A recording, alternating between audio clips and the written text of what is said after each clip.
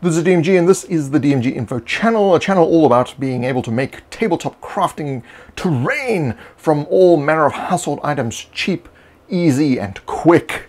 Of course, in this one, as the title suggests, we're going to be making a curtain.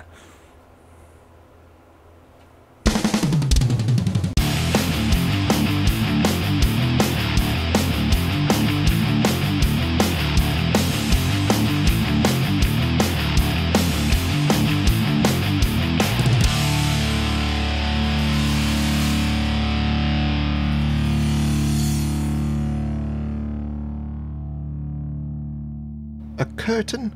Honestly, DMG, what am I going to use a curtain for? Trust me, get your cardstock out. We're going to make us a curtain.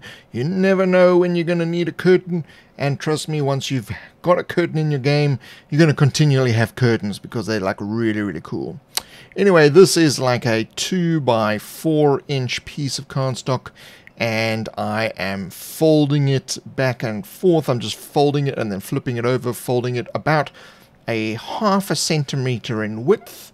And just boots of speed to carry that on along the short side. So the short side, not the long side. So there we've got this nice concertina. What are we going to do with that? Right. Grab some matchsticks. Of course, I've got a huge amount here I've had for years. And what is... Oh, ugh. Some kind of weevil. Ugh. Ugh. Ugh, yuck. Oh, anyway.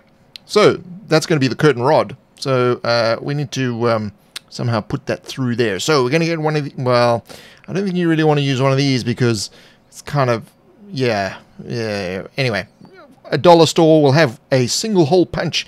We've used this before. You've seen me use this before in the cobblestone roller video. So we're just going to put the little concertina, each little section, and punch out a little piece and just boots of speed it. Use your boots of speed. Oh, oops, they're a little bit misaligned, but yeah. These are medieval curtains.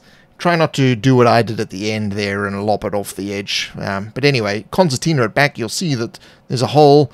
It's not the best hole, but anyway, you will be able to thread the matchstick through there, and there you've got a curtain rod. So we've got pretty much most of the curtain done, so we can you know, tidy up these things. I don't know when you're going to use those again, but anyway, grab a toilet roll and a piece of cardstock, and now we're going to do a little bit of a half, well, not really, of course, a 3/4 arc. You've seen me do this in my door videos. If you just do it on the edge of the cardstock, it means you don't have to cut out that extra piece as I've done in other videos. So it's DMG's little helping hand. And then along the straight edge, you're going to put some hot glue. And onto that, the base of the curtain, just stick it into the hot glue there and hold it until it cures. And there you go. You've now got most of the curtain done. You can put a little bit of hot glue along the curtain rod there to kind of hold it in place. It's not the best, but yeah, it will do. It'll do the job. So now we'll just get rid of some of the wisps. So you can see there, now it stands on its own. Of course, get your big-ass bag of beads, a big bag of beads, and pop out 2 beads where the central hole is big enough to put a matchstick in. And just push it onto the one side, grab another bead, and push it onto the other side. And there you've got the end of the curtain rods. And just squeeze them together so that you've got the curtain rod matchstick near the end, and fill in the hole with some hot glue just to finish it off. Use the hot tip to just smooth it over on both sides. So very, very easy. So there we have the curtain, and we're just going to have to do some painting. So I've black bombed it, except I didn't fully black bomb the curtain itself, just the rod section and the 3/4 arch down the bottom. And I'm mixing, as you can see there, red and blue paint to make a purple. Now continue to mix as you go, which gives you a differentiation in the color mixture, and it makes the curtain look more interesting. Because if it's one flat color, it's kind of meh. So I'm just mixing the two as I go. It's giving it a very interesting effect.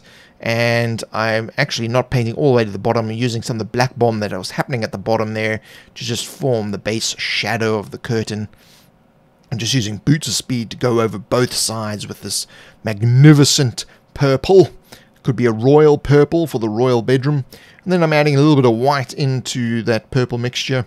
And I'm just going over the top of the ring. I'm not going into the actual depth of the curtain, just the tops and back and front. And then as I go along, add more white in and continue that and begin to highlight the edges. So when you've got a paint that you're running to the end of the tube, just do what I did there and shake it back and forth, because that helps you basically get the rest of the paint to the front, and it's easier to squeeze out, so you really can drag out that paint tube to the very end. So now I'm mixing brown and white and a little bit of yellow to the kind of whatever color you prefer. I'm going over those little baubles on the end, and also the curtain rod matchstick itself, just finalizing that with some brown. And of course it's now time to show you what it looks like. And there we go, we have quite a nice curtain. It's freestanding, you can use it like this on terrain. Of course, you can make several of these and have it up against walls. You can hide secret passages. There's all kinds of things you can do with it. You should make a curtain. So that's how I make a curtain. Nice and easy, lemon squeezy. Of course, if you'd like to financially support this channel, check out the dmg.info/store. And there are the other Tabletop Crafters Guild members, the Guild Masters, Wylock of Wylock's Crafting Viz, Jeremy of Black Magic Craft, and of course the Craft Father himself, DM Scotty of the DM's Craft. I urge you to check out those channels as well. Of course, if you want to remain within the DMG universe, there's the several things appearing on your screen, like a most recent video I just put out. There's this one down here that YouTube recommends. You can subscribe to this channel up here, or one of my other channels down in the bottom. Now, of course, you're going to have to push with your finger if you're on your phone or your iPad or your Android tablet or your TV, or in the future the holographic mechanism somehow three-dimensionalize me.